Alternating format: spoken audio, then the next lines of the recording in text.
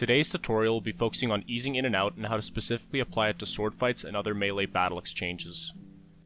First off, easing in and out can be best explained by the acceleration and deceleration of objects to make animations look more natural and a lot smoother.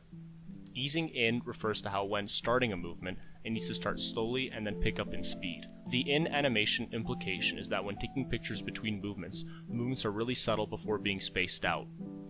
Easing out refers to the deceleration of the object where there are smaller and smaller movements to wrap up the motion.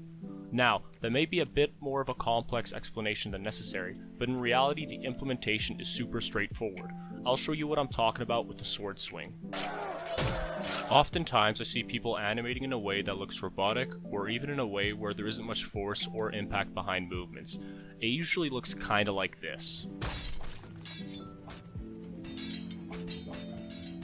In a good example, the sword moves very slightly at first before picking up speed. When put together, it looks like this.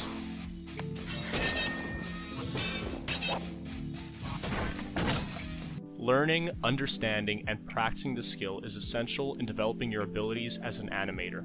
When comparing the first animation on this channel to my most recent uploads, there's a drastic difference in quality, and a majority of those improvements are thanks to easing in and out. Another thing to think about is how this animating skill doesn't just apply to arms swinging around, but typically all kinds of movement. For example, I sometimes include the use of spears in my animation.